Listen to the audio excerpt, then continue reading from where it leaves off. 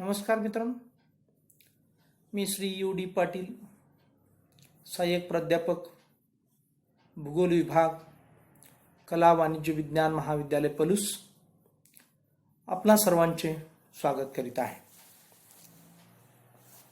BA भाग 3 semester 6 भूगोल paper number 11 नागरी भूगोल या विषयाचा आपण अभ्यास करीत आहोत. Syllabus of Urban Geography introduced from June 2020 म्हणजेच 2020 पासून या नागरी भूगोलाच्या अभ्यासक्रमाची आपल्याला ओळख झालेली आहे. आणि यामध्ये मित्रांनो आपण या अभ्यासक्रमाचा परिचय करून घेतला आणि आपण यामध्ये 4 प्रकरणांचा आपण अभ्यासही करणार आहोत. त्यामध्ये पहिलं प्रकरण आहे इंट्रोडक्शन टू अर्बन जिओग्राफी, नागरी भूगोलाची ओळख. या अभ्यासक्रमाचा आपण किंवा या प्रकरणाचा आपण अभ्यास केलेला आहे, ज्याला आपण नागरी भूगोलाचा परिचय किंवा नागरी भूगोलाची ओळख या टॉपिकचा. दुसरा आहे मॉड्यूल 2 अर्बनायझेशन, नागरीकरण. या चॅप्टरचा आपण सध्या अभ्यास करीत आहोत. मॉड्यूल 3 आहे structure and morphology of urban centres, म्हणजेच नागरी केंद्रांची रूपिकी आणि संरचना. त्यानंतर मित्रांनो module 4 urban problems and issues, नागरी समस्या, त्यांची उकल किंवा त्या संबंधीची माहिती या प्रकरणामध्ये आपल्याला अभ्यासायची आहे. आणि मित्रांनो आपण यामध्ये दुसरं जे प्रकरण सुरू केलेलं आहे नागरीकरण. या नागरीकरणामध्ये आपल्याला मित्रांनो जो अभ्यास करायचा आहे तो 4 गोष्टींचा अभ्यास आहे. त्याच्यामध्ये आपण पाहतो की साईट अँड सिच्युएशन, ज्याला आपण स्थान आणि स्थिती आपण म्हणूया, concept and factors of urbanisation, patterns of urbanisation आणि क्लासिफिकेशन ऑफ सिटीज. या 4 गोष्टींचा, प्रमुख 4 गोष्टींचा आपल्याला अभ्यास करायचा आहे. त्याच्यामध्ये साईट अँड सिच्युएशनमध्ये सिग्निफिकन्स अँड टाईप्स आपण बघणार आहोत आणि हा आपण अभ्यास पूर्ण केलेला आहे. जसं की नगराच्या स्थानाचे महत्त्व व प्रकार, नगराच्या स्थितीचे महत्त्व व प्रकार आपण अभ्यासलेले आहेत. Concept and factors of urbanisation म्हणजे आपण नागरीकरणाची संकल्पना व नागरीकरणाचे घटक हे मित्रांनो आपण अभ्यास केलेले आहेत. आणि त्यानंतर मित्रांनो patterns of urbanisation and developed and developing countries, म्हणजे विकसनशील आणि विकसित देशामधील नागरीकरणाचं जे काही पॅटर्न किंवा स्वरूप किंवा प्रारूप आपण अभ्यासणार आहोत. आणि फंक्शनल क्लासिफिकेशन ऑफ सिटीज म्हणजेच नगराचे कार्यानुसार वर्गीकरण आपण अभ्यासणार आहोत. आतापर्यंत आपण मित्रांनो नगरे व शहरांचे स्थान व स्थिती या सुरुवातीचा जो मुद्दा आहे या सुरुवातीच्या मुद्द्याचा आपण परिचय करून घेतला. आणि त्यानंतर मग आपण स्वतंत्र नगरे व शहरांचे जे काही स्थान आहे हे स्थान आपण अभ्यासलो. स्थानावर परिणाम करणारे जे काही घटक आहेत, ज्याला आपण भूपृष्ठ रचना, पाणी पुरवठा, जमीन, हवामान, दळणवळण, आर्थिक घटक, सामाजिक घटक म्हणतो, त्या सर्व घटकांचा आपण अभ्यास केला. त्यानंतर मित्रांनो नगरे व शहरांच्या स्थानांचे जे काही प्रकार व महत्व आहेत हे आपण अभ्यासलो. त्याच्यामध्ये सुरक्षित स्थान असेल, नदी किनाऱ्याचे जे काही स्थान असेल, पक्क्या रस्त्यांच्या बाजूचे स्थान असेल, सीमावर्ती बाजूचे स्थान असेल, कालव्याचे स्थान असेल, दऱ्यांचे स्थान असेल, वायुमार्गाचे स्थान असेल किंवा तीर्थस्थानाचे स्थान असेल, किंवा ज्याला आपण पाणी पुरवठा करणारी ठिकाण असतील, किंवा शिक्षणाचे स्थान असेल, किंवा स्वास्थ्यप्रद स्थानं असतील, किंवा बंदरांची स्थानं असतील, शिल्पकेंद्रे असतील, छावणी किंवा लष्करी स्थानं असतील, भूरचनेच्या संदर्भातील ही स्थानं आपण पाहिली असतील. अशा प्रकारे सर्व स्थानांचा आपण व्यवस्थितरित्या चर्चा, अभ्यास करून आपण त्यांचं महत्त्वही अभ्यासलेलं आहे. आणि त्यानंतर आपण नगरे व शहरांची जी काही स्थिती आहे या स्थितीचा अभ्यास आपण केलेला आहे मित्रांनो. आणि नगरांच्या व शहरांच्या स्थितींचे जे काही प्रकार आहेत हे प्रकार आपण मग ते कृषी क्षेत्र स्थिती असेल, खनिज क्षेत्र स्थिती असेल, वन क्षेत्र स्थिती असेल, दळणवळण क्षेत्र स्थिती असेल, औद्योगिक क्षेत्र स्थिती असेल, प्रादेशिक क्षेत्र स्थिती असेल, या सर्व स्थितींच्या प्रकारांनाच डोळ्यासमोर ठेवून त्यांचं महत्त्व पण आपण अभ्यासलं. आणि त्यानंतर मित्रांनो आपण या प्रकरणातील दुसऱ्या महत्त्वपूर्ण मुद्द्याकडे वळलो, तो म्हणजे नागरीकरण आणि ही नागरीकरणाची संकल्पना आपण अभ्यासून घेतली. हा जो काही अर्बन शब्द आहे हा कोणत्या भाषेतून आलेला आहे, तो कसा तयार झाला आहे, त्याचा नेमका अर्थ काय होतो, या सर्व गोष्टी आपण अभ्यासल्या मित्रांनो.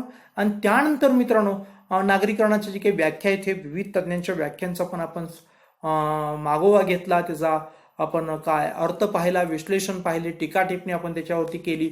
आणि मग नागरीकरणात जे काही घटक आहेत त्याच्यामध्ये मित्रांनो भौगोलिक घटक असतील किंवा प्राकृतिक घटक असतील, या घटकांचा आपण अभ्यास केला. त्याच्यामध्ये आपण भूरचना, हवामान, पाणी पुरवठा, कृषी व्यवसाय, पर्यटन व मनोरंजन केंद्रामुळे निर्माण झालेली जी काही नागरी किंवा केंद्रामुळे जे काही विकास झालेला आहे नागरी केंद्रांचा, तोही पर्यटन व मनोरंजन हा घटक महत्वपूर्ण आपण अभ्यासला. त्याचबरोबर सागरी किनाऱ्यावरील बंदरांच्या स्थापनेमुळे जे काही नागरी किनाऱ्यांचा विकास झालेला त्याची दखल आपण या भौगोलिक व प्राकृतिक घटकांच्या मध्ये घेतलेली आहे. त्यानंतर पहा आपण औद्योगिक घटक व व्यापारी घटकांचा आपण नागरीकरणाच्या घटकामध्ये अभ्यास केला. त्यामध्ये खाणकाम, औद्योगिकरण, जंगल संपत्ती, दळणवळण किंवा व्यापार हे महत्वपूर्ण घटक आपण अभ्यासले. सांस्कृतिक घटकामध्ये धार्मिक घटक, शैक्षणिक घटक अभ्यासले. त्यानंतर ऐतिहासिक घटक आपण अभ्यासले आणि शासकीय आणि राजकीय घटकांचा सुद्धा मित्रांनो आपण अभ्यास केला. आणि मग आपण नगरे व शहरांचे जे काही कार्यानुसार वर्गीकरण आहे हे आपण अभ्यासायला सुरुवात केलेली आहे. आणि यामध्ये मित्रांनो आपण पाहिलं की विविध घटक डोळ्यासमोर ठेवून तज्ज्ञांनी अनेक प्रकारे नगरांचं वर्गीकरण केलेलं आहे.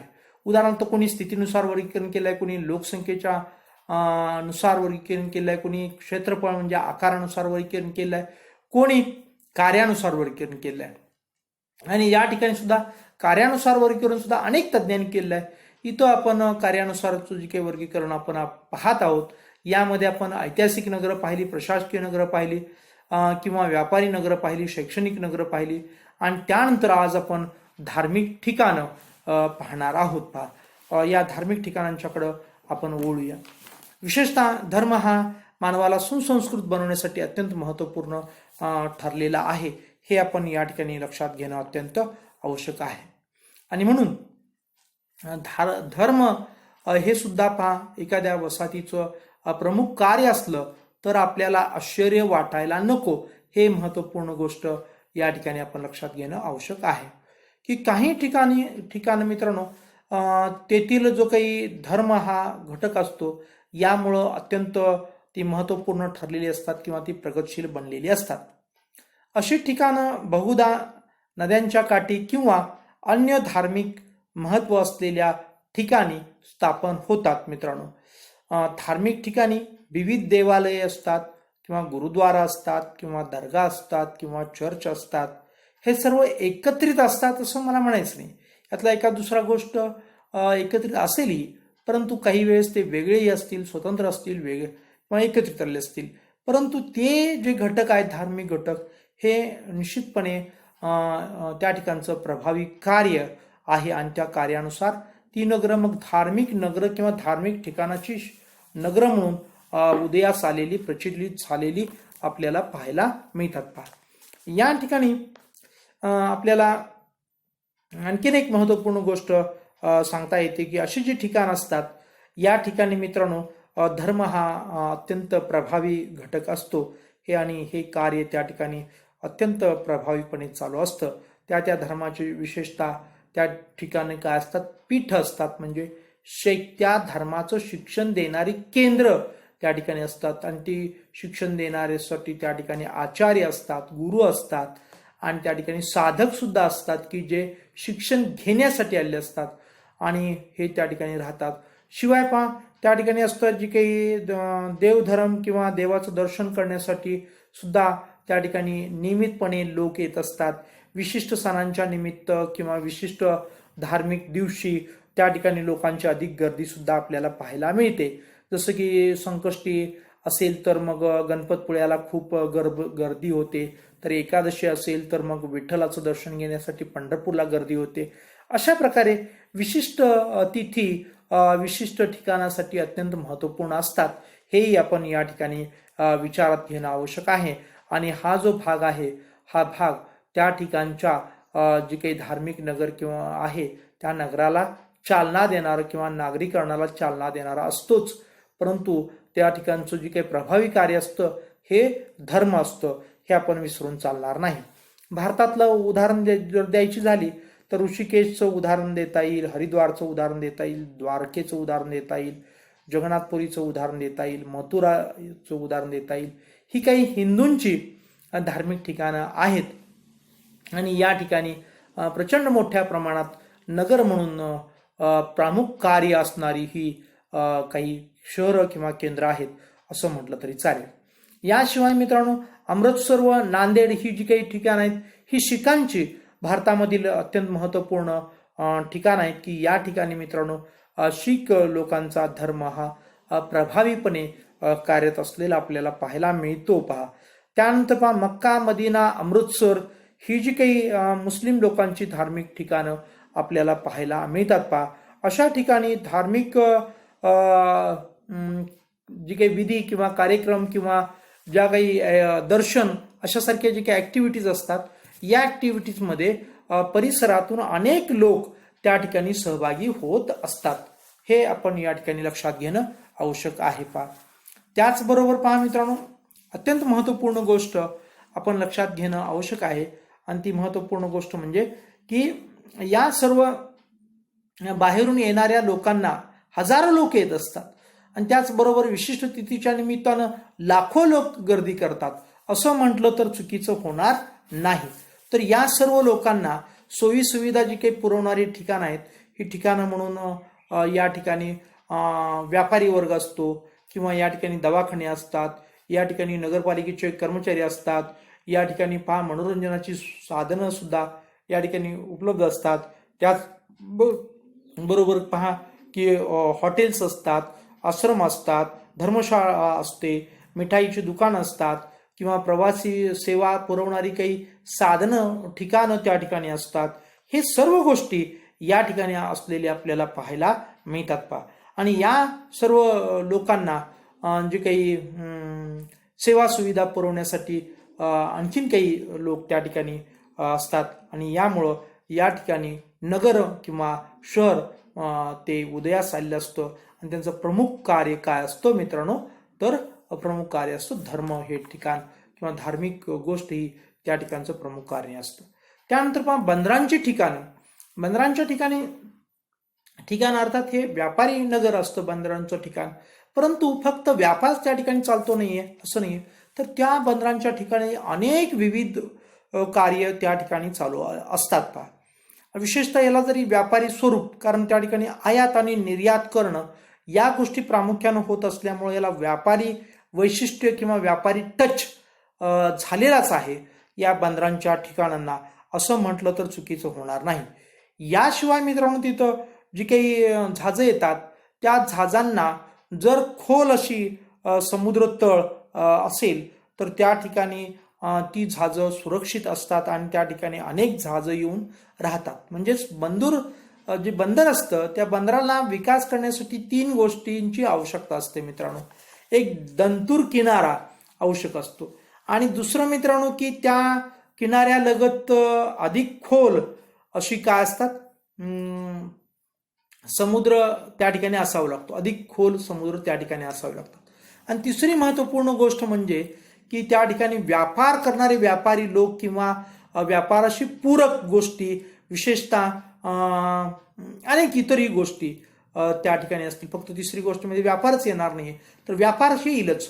शिवाय त्या ठिकाणी जहाज बांधणीचे व्यवसाय, जहाजांचा मेंटेनन्स करणारे त्या ठिकाणी टेक्निशियन, त्याचबरोबर पहा अनेक गोष्टी जसं की मोठमोठे गोडाऊन्स किंवा त्या ठिकाणी माल काय करणं उतरून घेणं आणि त्या ठिकाणचा माल अंतर्गत भागामध्ये पोहोचवणं, अंतर्गत भागातील माल या ठिकाणी आणणे, त्यासाठी त्या ठिकाणी रेल्वे वाहतुकीची सुविधा करणं, रस्त्यांची वाहतुकीची सुविधा करणं, मोठमोठे लोक व्यापारी त्या ठिकाणी सहज जलद गतीनं ये जा करतील यासाठी मित्रांनो त्या ठिकाणी हवाई वाहतुकीची सोयी सुविधा करणं, त्या ठिकाणी असणार काही मालाचं सॉर्टिंग करणं, मालाचं पॅकिंग करणं, अनेक कार्य त्या ठिकाणी चालू असतात. हे बंदरांचं खास वैशिष्ट्य असतं.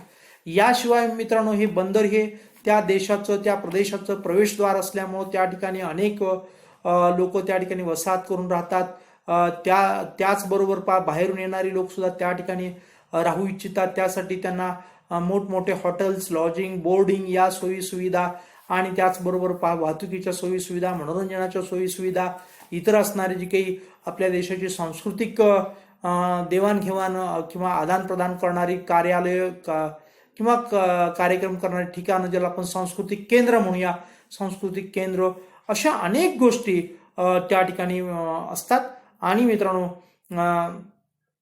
त्यांचं प्रमुख कार्य, ही सर्व प्रमुख कार्यच आहेत किंवा बंदर संदर्भात ऍक्टिव्हिटीज या नुसार हे नगर अत्यंत महत्वपूर्ण ठरतं असं म्हटलं तर आपल्याला चुकीचं होणार नाही. याच बरोबर मित्रांनो, यांची जी काही उदाहरण जर द्यायची झाली आपल्याला, तर उदाहरणही आपल्याला देता येतात की मुंबई, कलकत्ता, पनामा ही उदाहरण देता येतं. याशिवाय मित्रांनो, या ठिकाणी आणखीन काही गोष्टींचा उदय होतो, शिक्षणाचा उदय होतो, काही ठिकाणी तर प्रशासकीय केंद्र उदयास येतात, काही ठिकाणी तर मित्रांनो अनेक इतर ऍक्टिव्हिटीज सुद्धा, जसं की या ठिकाणी कच्चा माल येतो जातो, या कच्च्या मालावरती प्रक्रिया करणारा उद्योग सुद्धा या ठिकाणी विकसित झालेला आपल्याला पाहायला मिळतो. अशी ही जी काही बंदर हे प्रमुख कार्य असणार किंवा बंदरांच्या संबंधित प्रमुख कार्य असणारी काही नगर ठिकाणं आपल्याला या ठिकाणी पाहायला मिळतात. हे सुद्धा एक प्रमुख कार्यानुसार वर्गीकरण आहे बंदरांचं ठिकाण असं म्हटलं तर चुकीचं होणार नाही. यानंतर मित्रांनो, आपण पोहोचणार आहोत तो म्हणजे पुढच्या मुद्द्याकडं, की दळणवळणाची केंद्र किंवा नगरे. आता दळणवळणाच्या सुविधेमध्ये ही जी काही दळणवळणाची साधनं आहेत ही अत्यंत महत्वाची साधनं आहेत. त्याच्यामध्ये मग रेल्वे मार्ग असेल किंवा रस्त्यांचे मार्ग असतील किंवा वायू मार्ग असेल किंवा जलमार्ग असेल किंवा इतरही काही दळणवळणाच्या सुविधामध्ये मित्रांनो, काही गोष्टींचा अलीकडच्या काळामध्ये किंवा पूर्वीपासूनच म्हणूया की संपर्क साधण्याची जी काही साधनं आहेत त्यांचा सुद्धा दळणवळणाच्या सुविधेमध्ये काय होतो, समावेश होतो. जसं की पोस्ट कार्यापासून ते अत्यंत आधुनिक अशा स्मार्टफोनपर्यंत अनेक ऍक्टिव्हिटीजचा, मग ते टेलिफोन असेल, टेलिग्राम असेल, फॅक्स असतील किंवा SMS सुविधा असतील किंवा व्हॉट्सअप असेल, ट्विटर असेल, इंस्टाग्राम असेल, टेलिग्राम असेल, अनेक अनेक अनेक अनेक ट्विटर असेल, ही सर्व दळणवळणाची केंद्र असतील. तर दळणवळणाची साधनं आहेत, या सर्वांचं केंद्रीकरण विशिष्ट ठिकाणी होतं आणि त्या ठिकाणी मग नगर काय होतं, उदयास येतं. विशेषतः प्रामुख्याने रेल्वे किंवा रस्ते किंवा हवाई वाहतूक या गोष्टी या ठिकाणी अत्यंत महत्वपूर्ण आहेत असं म्हटलं तर चुकीचं होणार नाही. तर दळणवळणाची केंद्रांच्या उदाहरण द्यायचं झालं तर मुघल सराय उत्तर प्रदेशमधलं उदाहरण देता येईल. त्याचबरोबर मनमाड, भुसावळ महाराष्ट्रामधील उदाहरण देता येईल किंवा गुंटकल आंध्र प्रदेशमधील उदाहरण देता येईल. शिकागो संयुक्त संस्थानांमधील उदाहरण देता येईल. इत्यादी रेल्वे मार्गाची प्रमुख केंद्रे. ते रेल्वे हा दळणवळणाचा एक भाग आहे आणि रेल्वे मार्गाचे प्रमुख केंद्र आहेत. आणि अशा ठिकाणी निरनिराळ्या शहराकडे जाणाऱ्या येणाऱ्या प्रवाशांच्या संख्या मित्रांनो खूप असते आणि त्यासाठी रस्त्यांचं सुद्धा त्या ठिकाणी केंद्रीकरण झालेलं आपल्याला पाहायला मिळतं. ते रेल्वे संदर्भात वर्कशॉप, रेल्वेची कार्यालय, रेल्वेची जी काही असणारी कोर्ट, रेल्वेचं असणारं पार्सल ऑफिस, त्याचबरोबर इतरही रेल्वेबरोबर इतरही काही कार्यालय किंवा आपल्याला त्या ठिकाणी सोयी सुविधांची केंद्र विकसित झालेली आपल्याला या ठिकाणी पाहायला मिळतात. अशा प्रकारे जी काही ही दळणवळणाची केंद्र म्हणून विकसित आलेली काही केंद्र आपण पाहतो. आणि मित्रांनो, अलीकडच्या काळामध्ये फक्त दळणवळण सुविधा ही फक्त दळणवळण केंद्रातच असते असं नाहीये, तर ही जवळजवळ जगाच्या कानाकोपऱ्यामध्ये दळणवळणाची सुविधा पोच आहे आणि जग हळूहळू हळूहळू छोटं बनत चाललेलं आहे असं म्हटलं तरी चालेल. कारण माहिती तंत्रज्ञान जलद गतीनं पोहोचतंय आणि त्यामुळं जगाशी संपर्क जलद होतोय. या अर्थानं जग छोटं होत चाललेलं आहे, म्हणजे जग आकुंचन पावत चाललेलं आहे असं मला या ठिकाणी म्हणायचं नाही. हे आपण या ठिकाणी लक्षात घेणं अत्यंत आवश्यक आहे. असं म्हटलं तर चुकीचं होणार नाही. यानंतर मित्रांनो, प्रमुख जे काही कार्य असणारं जे काही नगर आहे ते नगर म्हणजे खाणकाम नगरी. आता या खाणकाम नगरांच्या संदर्भात आपण जर बोलायचं झालं तर खनिज ही अत्यंत महत्वाची आहेतच. मग त्यामध्ये काही खनिज तर अत्यंत मौल्यवान असतात, तर काही खनिज ही सर्वसामान्य असतात, तर काही खनिज ही मध्यम मध्यम गटामध्ये मोडणारी सुद्धा असतात, असं आपण म्हटलं तर चुकीचं होणार नाही. आधुनिक काळात खनिज पदार्थावर आधारित उद्योगधंद्यांची प्रगती झालेली आपल्याला पाहायला मिळते आणि तेथे मोठ्या प्रमाणात खनिजे सापडतात. त्या ठिकाणी म्हणजे जेथे मोठ्या प्रमाणात खनिजे सापडतात त्या ठिकाणी म्हणायचं मित्रांनो, त्या ठिकाणी खनिजांचं उत्खनन चालू असतं आणि या उत्खननामध्ये मित्रांनो, उत्खनन करणारा जो कामगार आहे तो कामगार त्या ठिकाणी वस्ती करून राहतो आणि त्याचं जे काही स्वरूप आहे हे स्वरूप मित्रांनो सुरुवातीला ग्रामीण स्वरूप असतं आणि हळूहळू जसं उत्खनन वाढेल आणि त्या उत्खननावर प्रक्रिया करणारे उद्योग वाढतील तसं कामगारासोबत इंजिनियर येतात, कामगारांचे कुटुंब येतात, इंजिनियरचे कुटुंब येतात, त्यांना लागणारी सोयीसुविधा पुरवणारी व्यापार वर्ग येतो, मनोरंजन करणारे वर्ग येतात किंवा इतर असणारी जी काही सेवा सुविधा पुरवणारे गोष्टी येतात. शिवाय काही वेळेस तर असं होतं मित्रांनो की त्या ठिकाणी त्या खनिजावरती प्रक्रिया करणारे उद्योग सुद्धा त्या ठिकाणी केंद्रित होतात आणि मग सुरुवातीला असणारं एक छोटंसं खेड, ते खाणकाम करणारं खेड, ते भविष्य काळामध्ये खाणकाम करणारं नगर बनून जातं असं आपल्याला दिसायला मिळतं आणि त्या ठिकाणी मग उत्खनन तर चालूच राहतं. त्याचबरोबर पहा, त्या उत्खनन केलेले जे काही खनिज आहेत त्या खनिजांचं संग्रह तिथं होतो आणि त्या संग्रह केंद्रातून तिथं वितरण करणारी काही केंद्र तिथं उभी राहतात आणि त्यामध्ये ह्या सर्व सोयी सुविधा पुरवणारी काही त्या ठिकाणी कर्मचारी येतात आणि या सर्व गोष्टी आपण पाहिल्या तर आपल्याला असं पाहायला मिळतं की त्या ठिकाणी ते जे काही सुरुवातीला छोटंसं असणारं ग्रामीण खेड कधी कायापालट होऊन जातो या खेड्याचा आपल्याला कळत सुद्धा नाही. बऱ्याच वेळेस त्या ठिकाणी भौगोलिक परिस्थिती अनुकूल असू दे प्रतिकूल असू दे, पण खनिज असतील तर त्या ठिकाणी लोक प्रचंड मोठ्या प्रमाणात एकवटलेली आपल्याला पाहायला मिळतात आणि नगरांचा विकास किंवा नागरीकरण ही प्रक्रिया जलद गतीनं झालेली आपल्याला पाहावयास मिळते. पहा, हे खास वैशिष्ट्य या खाणकाम नगरांच्या संदर्भात आपल्याला सांगता येतं. पहा, या ठिकाणी पहा, वाहतुकीची जी काही सोयी सुविधा आहेत ह्या सोयी सुविधा पुरवण्यासाठी सुद्धा त्या ठिकाणी अनेक लोक येऊन आपल्याला राहिलेली पाहायला मिळतात. पहा, या ठिकाणी छोट्या मोठ्या उद्योगांचा सुद्धा विकास झालेला आपल्याला पाहायला मिळतो.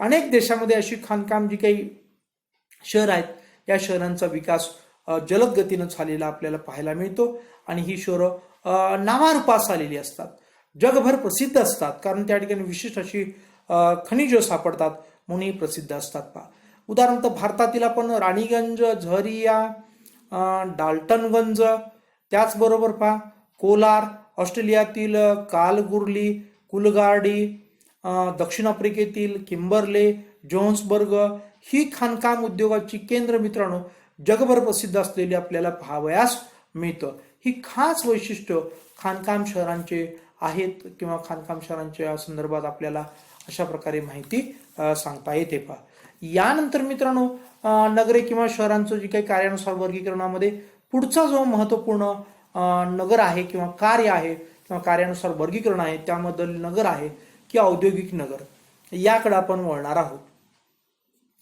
मित्रांनो, विशेषतः पूर्वीच्या काळी जे काही उद्योग होते हे उद्योग प्राथमिक उद्योगाशी किंवा प्राथमिक श्रेणीशी संबंधित होते, जसे की शेतीशी संबंधित असणारे उद्योग. मग शेती पिकवणं असेल, ते माल तयार करणं असेल, त्यातून तेल तयार करणं असेल, त्यातून कापूस काढणं, कापसापासून धागा विणणं, धाग्यापासून कापड विणणं, कापडापासून कापडाला कलर काम करायचा उद्योग असेल किंवा त्यानंतर कापडाचं डिझायनिंग, हे डिझायनिंगच्या गोष्टी असतील, या सर्व गोष्टी असायच्या. ह्या प्राथमिक व्यवसायावरती आधारित असायच्या. थोडंसं मर्यादा या उद्योगांना होती. पहा, त्याचबरोबर पहा मित्रांनो, तेलाच्या घाणी असायच्या किंवा गुळाची जी काही गुळाचे आपण ज्याला काय म्हणतो की आज ऊसापासून आपण साखरेपासून साखर तयार, ऊसाच्या कारखान्याच्या साह्यानं आपण काय करतो, ऊसापासून साखर तयार करतो. तसं गुळाचं गुऱ्हाळ असतं आणि त्या गुऱ्हाळापासून गूळ तयार करण्याची प्रक्रिया पूर्वीच्या काळी असायची. असे काही लिमिटेड उद्योग पूर्वीच्या काळी मित्रांनो असायचे आणि मग ती जी काही केंद्र असायची ती औद्योगिक व्यापारी अशी मिक्स केंद्र असायची. परंतु आज मित्रांनो उद्योगधंदा जो मुद्दा आहे किंवा हे जे कार्य आहे हे अत्यंत प्रभावीपणे कार्यरत असलेलं आपल्याला पाहायला मिळतं. उदाहरण जर सांगायचं झालं तुम्हाला तर निश्चितपणे उदाहरण ही सांगता येईल पहा की जसं की आपण आज बघतो लोहपोलाद उद्योग असेल किंवा आपण बघतो की जहाज बांधणी उद्योग असेल, विमान बांधणी उद्योग असेल, ऑटोमोबाईल उद्योग असेल. ऑटोमोबाईलमध्ये सर्व प्रकारची वाहनं मित्रांनो येतात. याशिवाय पहा आय टी क्षेत्रामध्ये उपयुक्त असणारे जे काही उद्योग आहेत ज्याला आपण म्हणतो की मोबाईल निर्मितीचे उद्योग असतील किंवा इतरही अनेक उद्योग मित्रांनो आपण त्या सर्व उद्योगांचं इथं नामकरण सुद्धा करू शकणार नाही. इतक्या प्रकारचे उद्योग विशेषतः औद्योगिक क्रांतीनंतर उदयास आले. आणि मग ज्या ठिकाणी अशा प्रकारचं उद्योगाचं केंद्र किंवा बनतं ते नगर मग औद्योगिक नगर म्हणून उदयास आलेलं आपल्याला पाहायला मिळतं. असं खास वैशिष्ट्य या ठिकाणी आपल्याला औद्योगिक नगरांच्या संदर्भात सांगता येईल असं म्हटलं तर चुकीचं होणार नाहीये पहा. तर विशेषतः आपण एक महत्त्वपूर्ण गोष्ट या ठिकाणी लक्षात घेणं आवश्यक आहे की जेथे उद्योगांना अनुकूल परिस्थिती आहे अशा ठिकाणी निरनिराळ्या प्रकारचे उद्योग ज्याला आपण कारखाने म्हणलात तुमच्या भाषेत तरी सुद्धा चालेल, कारखाने सुरू होऊन त्या ठिकाणी मित्रांनो एक त्या ठिकाणास महत्त्व प्राप्त झालं आणि यांनाच आपण सुरुवातीचा हा उद्योग छोटा असेल, त्या ठिकाणची वसाहत असेल ती ग्रामीण स्वरूपाची असेल, कालांतरानं तो उद्योग विकसित होत जातो. त्याचबरोबर त्या ठिकाणी लोकसुद्धा अनेक येऊन राहतात आणि अनेक सोयीसुविधा किंवा अनेक टेक्निशियन, अनेक बुद्धिवर्ग त्या ठिकाणी येऊन राहतो आणि मग त्या ठिकाणी मित्रांनो त्यांना सोयीसुविधा पुरवण्यासाठी कालांतरानं या छोट्या असणाऱ्या जी काही ग्रामनगर किंवा ग्राम वसाहत याचं कायापालट होऊन ताबडतोब खूप जलद गतीनं त्या ठिकाणी नागरी प्रक्रिया घडून येते, नागरीकरण ही प्रक्रिया घडून येते आणि त्या ठिकाणी मित्रांनो ते औद्योगिक नगर म्हणून उदयास आलेलं आपल्याला पाहायला मिळतं. मग उदाहरण द्यायचं झालं तर भारतातील जमशेदपूर असेल, ज्याला आपण टाटा नगर असंही म्हटलं तरी चालेल, चित्तरंजन, रूरकेला, दुर्गापूर, भिलाई, जपानमधील टोकियो, ओसाका, ग्रेट ब्रिटनमधील लंडन, संयुक्त संस्थानामधील पीटर्सबर्ग, डेट्रॉईट इत्यादी महत्त्वाची औद्योगिक शहरे आहेत. बऱ्याच वेळा व्यापारी ठिकाणे ही औद्योगिक ठिकाणी बनतात. उदाहरणार्थ मित्रांनो मुंबई असेल, अहमदाबाद असेल इत्यादी औद्योगिक ठिकाणी बहुधा नद्यांच्या व समुद्रांच्या काठी स्थापन होतात. औद्योगिक शहरात जसजसे उद्योग वाढत जातात तसतसे त्या ठिकाणची मित्रांनो आपल्याला लोकसंख्या सुद्धा वाढत गेलेली पाहायला मिळते आणि जसजसे उद्योग वाढत जाऊन लोकसंख्या वाढते तसतसा मग त्या शहरांचा आकार आणि विस्तार वाढत जाऊन त्या शहराच्या एक विस्तारास पूर्णत्व प्राप्त होतं किंवा सॅच्युरेशन होतं असं तुम्ही म्हणता, पूर्णत्व प्राप्त होतं आणि मग त्यानंतर पुन्हा चा विकास होण्यासाठी त्या नगराच्या आसपास परिसरामध्ये अनेक उपनगरांची निर्मिती होते आणि त्या उपनगरामध्ये सुद्धा लोकवस्ती आपल्याला दाट पाहायला मिळते आणि एकंदरीत या नगर आणि उपनगरीय भागामध्ये खूप मोठ्या प्रमाणात त्या ठिकाणी कारखाने आपल्याला पाहायला मिळतात, त्या ठिकाणी काम करणारे कामगार पाहायला मिळतात, टेक्निशियन्स पाहायला मिळतात, इंजिनियर पाहायला मिळतात, व्यापारी पाहायला मिळतात, अनेक सुविधा पुरवणारे त्या ठिकाणी दुकानं पाहायला मिळतात. त्याचबरोबर मित्रांनो सांस्कृतिक केंद्र पाहायला मिळतात, चित्रपटगृह पाहायला मिळतात, ह्या सर्व गोष्टींच्या मध्ये काम करणारे कामगार लोक पाहायला मिळतात आणि या ठिकाणी मग प्रचंड लोकांची गर्दी होते आणि त्या लोकांच्या गर्दीमुळे मित्रांनो त्या ठिकाणी त्या नगराला किंवा शहराला विकास करण्यास काय होतो की वावच राहत नाही अशी परिस्थिती त्या ठिकाणी मित्रांनो निर्माण होते असं म्हटलं तर चुकीचं होणार नाही. आणि मग त्या नगरांचा जे काही विकास आहे हा विकास मित्रांनो आडव्या दिशेतला विकास थांबतो आणि तो विकास कसा होऊ लागतो, उभ्या दिशेमध्ये मित्रांनो होऊ लागतो. म्हणजेच मजल्यावरती मजले चढत जातात. हा उभा दिशेतला विकास मित्रांनो होऊ लागतो. हे आपल्याला या ठिकाणच्या जी काही कार्य आहे उद्योगधंदे यामुळं आपल्याला हे पाहायला मिळतं. याचं जी काही दुसरी बाजू आहे मित्रांनो, ती दुसरी बाजू कोणती असते तर या ठिकाणी अनेक समस्या पण असतात. मग वाहतुकीच्या समस्या असतील, जागेच्या समस्या असतील, राहण्याच्या समस्या असतील आणि त्याचबरोबर विशेषतः प्रदूषणासारख्या समस्या सुद्धा खूप मोठ्या प्रमाणात त्या ठिकाणी डोकं वर काढतात. मग ती शहरं समजा नद्यांच्या किनाऱ्यावरती असतील तर मग पाण्याचं प्रदूषण, जल प्रदूषण करतात किंवा हवेचं प्रदूषण करतात, ध्वनीचं प्रदूषण करतात. हळूहळू त्या ठिकाणी प्रदूषणाचा महापूरच येऊ जातो. हे सुद्धा त्या ठिकाणी उल्लेखनीय गोष्ट आहे. या नगरांची खास वैशिष्ट्य आहेत किंवा समस्यानं भरलेली ही नगरं आहेत असं म्हटलं तर चुकीचं होणार नाही. अशा प्रकारे की उद्योगधंदे हे कार्य प्रमुख असलेली जी काही ठिकाण असतात त्यांना औद्योगिक नगरे असं म्हणतात. अशा प्रकारे आपण कार्यानुसार जी काही नगरांचं वर्गीकरण पाहत आहोत. या ठिकाणी आपण औद्योगिक नगरे पाहिल्यानंतर इथं आपण थांबूया. धन्यवाद.